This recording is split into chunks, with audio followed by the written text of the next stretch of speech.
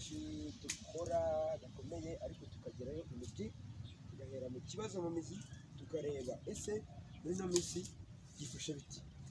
Kovide yazanye ibibazo, izuba nabyo rirava nibwo yego ni byiza ariko ubwo turi mu bibazo bizagenda bikemuka. Muri aho bakunzi b'Ibyiza Kigali TV, wa munyamakuru wanyu bita Koco Comedy, dukanda subscribe, dukanda share, twikomereza. Muri ino minsi of course ni umumotari, ino minsi dufite ikibazo gikomeye cyane. Saa 2 ziragera dutaha mu rugo, saa 12 by'umwihariko insanganyamatsiko igira iti mbere ya Kovide twakubonaga amafaranga ugereranyije, ariko muri iyo minsi ntabwo birimo gukorwa neza, akazi karapfuye.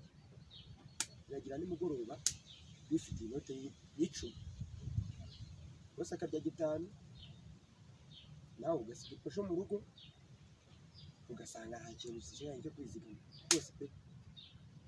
Yasabaga umunyamakuru wita Koco w'Ibyiza Kigali TV dukorera ubuvugizi, kuko urasanga tujya gutanga umusanzu tugasora dukora ibishoboka, ariko noneho nta kintu, nta bagenzi turi kubona ino minsi. Tubisabe ngo tuvuganire tugabanyirize imisoro yagamije, kubera ko imikorere ntabwo irimo igenda neza muri rusange. Ubucuruzi nabwo nawe bushoboka ntabwo bigenda neza, ibiciro byariyongereye.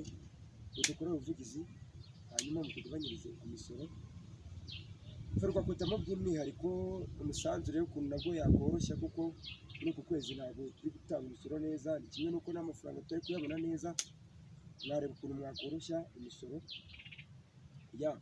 ukareba ukuntu nanone kandi cyane ni ngombwa kuri umumotari kwirinda tukabigira inshingano zacu. Nuko rero turabasuhuje cyane abambisha ibintu n'abatayumvisha. Igenda Koco Comedy n'umunyamakuru w'Ibyiza Kigali TV, muyikurikiye mukande subscribe.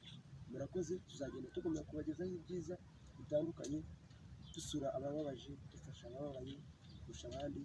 Niyo ntego yacu, intego yacu ni ugutsinda. Murakoze.